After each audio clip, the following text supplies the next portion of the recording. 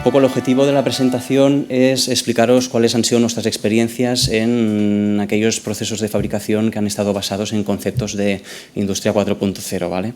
Entonces, para ello, quisiera introduciros a un proyecto que desarrollamos en Smart Factory Kaiserslautern, ¿vale? Para los que no conozcáis este Smart Factory Kaiserslautern, es un centro de investigación y desarrollo, es un centro independiente, ¿vale? En el que están involucradas muchas empresas tecnológicas, entre las cuales estamos nosotros, Lab Group, y de lo que se trata es un poco de hacer demostraciones de procesos de fabricación basados en conceptos de Industria 4.0, ¿vale? Entonces, en este caso, de lo que se trataba era de fabricar un tarjetero profesional, ¿vale? Un tarjetero de un elemento de tarjetas profesionales, en el que estaba compuesto por 4 piezas diferentes.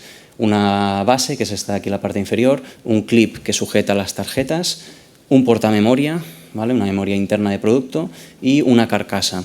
Entonces, el kit de la cuestión aquí es que hay 2 piezas que son personalizables, ¿vale? Precisamente una es la base está de aquí, la otra es la carcasa. En la carcasa podremos imprimir mediante una impresión láser un código QR, por ejemplo, de un enlace a una página de una empresa o de un producto. Y aquí el logotipo, el nombre de la empresa, lo que queramos, mediante un fresado por control computerizado, por CNC, perdón.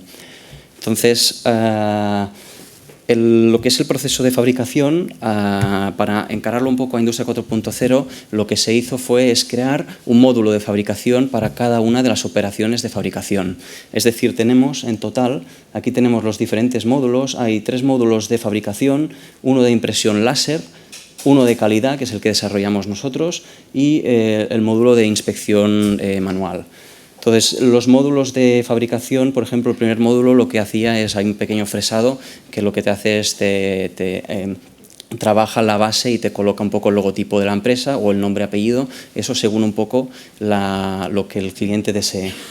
Los otros 2 módulos de fabricación lo que hacen son unir las piezas, ¿vale? Entonces, cuando ya tenemos las 4 piezas en uno y ya solo tenemos un solo objeto, lo que hacemos es imprimir mediante láser el código QR.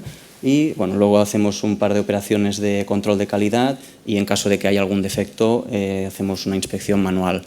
Entonces, aquí de lo que se trataba, un poco lo que he comentado anteriormente, aquí teníamos un elemento que es la memoria interna de producto. Entonces, esta memoria es la que precisamente se le carga la orden de fabricación según un poco lo que haya definido el cliente, que lo define a modo online. Entonces, lo que estamos haciendo es capacitar al producto de cierta inteligencia y no es la máquina quien actúa sobre el producto, sino el producto quien le va a decir a la máquina qué operaciones le tiene que ir haciendo en todo momento.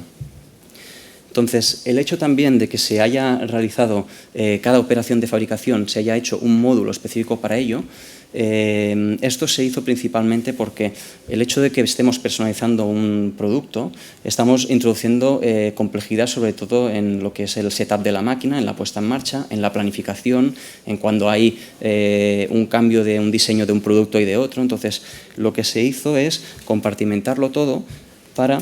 Por ejemplo, aquí veis una imagen de los diferentes módulos, por si tenemos que añadir un módulo o sustraer un módulo que sea lo más ágil y lo más fácil posible. Un poco para minimizar el tiempo de puesta en marcha de la máquina o del proceso. Entonces, por ejemplo, aquí una cosa que es muy interesante es que aquí tenemos 2 módulos diferentes. Este es el de calidad que hicimos nosotros y este es el de impresión láser. Entonces, no hay unión mecánica entre uno y otro. O sea, hay una cinta transportadora que lo que te hace es te va transportando el producto de un módulo a otro, pero realmente esta cinta está interrumpida por muy poco, ¿vale? Pero suficiente como para poder hacer esta división entre diferentes operaciones de fabricación. Esto a nivel mecánico. Luego a nivel eléctrico, fijaros que tampoco hay ninguna especie de cableado, ningún conector, no tenemos nada, no tenemos unión eléctrica. Entonces os preguntaréis... si esto no hay alimentación, no hay comunicación entre módulos, ¿cómo funciona, ¿no? Todo esto? Entonces, una de las claves de este proyecto fue un poco, está aquí detrás, ahora lo veréis un poco más en detalle, es hacer lo que se llamó una red troncal, ¿vale? O sea, tenemos los diferentes módulos de fabricación, hicimos una red troncal paralela, que estaba comunicada mediante tubos, que aquí por ejemplo había un tubo que llevaba la parte eléctrica, la parte neumática, en cuanto a parte eléctrica llevaba potencia y también datos, ¿vale? Pero todo lo que es la alimentación e información no existía entre módulos, sino que era canalizada toda a través de esta red troncal, ¿vale? O sea, esto fue necesario un poco para garantizar también esta modularidad y esta agilidad dentro de lo que es el proceso de fabricación de este producto en concreto. Entonces, lo que es la comunicación en el interior del módulo se resolvió mediante una red que en este caso estaba basada en Ethernet industrial, pero fue Profinet, ¿vale? Con un cable de 2 pares, porque era suficiente con una tasa de transmisión de 100 megabits por segundo. Y en cambio, en la red troncal aquí se resolvió con cables de 4 pares, porque aquí sí que es cierto que había mucho más trasiego de volumen de información y aquí fue necesario cables de 4 pares de Profinet.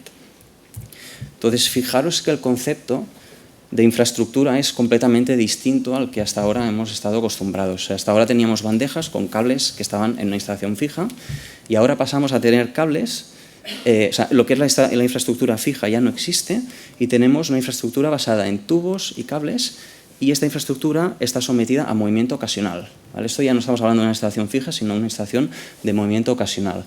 Y lo que es la unión entre módulo y red troncal se realizó mediante el uso de conectores modulares, ¿vale? Que son los que integraban un poco la parte de potencia, la parte de datos y la parte neumática.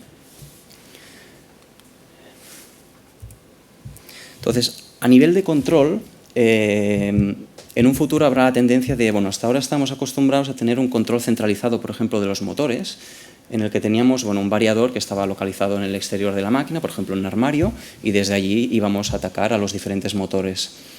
Ahora, precisamente, lo que se trata también es de tener más de un control centralizado, es de centralizar ese control. Entonces, precisamente, a nivel de motores, lo que utilizamos hasta ahora era, para alimentar el motor, utilizamos un cable de potencia con el conector servomotor, ¿vale? Que es este de aquí, el de color naranja que tenéis, y otro segundo cable, que era el de realimentación, el del feedback, que un poco le iba comunicando al variador lo que es la posición del motor, por ejemplo. Entonces, en un entorno de control descentralizado como en el que nos vamos a encontrar en Industria 4.0, estamos hablando de que en vez de tener los dos cableados diferentes, el de potencia y el de información de lo que es el posicionamiento del motor, etc., lo vamos a tener todo en un mismo cableado. Entonces, en un mismo cableado, ¿por qué? Porque aquí, fijaros, es este de aquí. Tenemos 3 fases de potencia para el motor, el conductor de tierra, el par, por ejemplo, un par de control que puede ser de frenado, de temperatura del motor en función del modelo, etc. Pero lo que es novedoso es este par de aquí, que vamos a integrar también un par con una interfaz Ethernet industrial, ¿vale? Porque ese control está previsto que se haga también con interfaz de Ethernet industrial y no mediante el empleo de otro cable y otro conector, ¿vale? Que de lo que se trata un poco es de también minimizar todo esto. A nivel de módulo de control de calidad, que es el que realizamos en la Group, comentar que en cuanto a las diferentes operaciones que hacíamos, había una cámara de vídeo que lo que hacía era hacer una verificación del contorneado de la pieza, ¿vale? Entonces, en función de la lectura de esta cámara, teníamos una pinza de doble eje que lo que hacía era o dejar el producto en caso de que el resultado de la cámara fuera satisfactorio o recoger ese producto y depositarlo en esta caja que veis aquí en caso de que hubiera algún defecto a nivel de contorneado.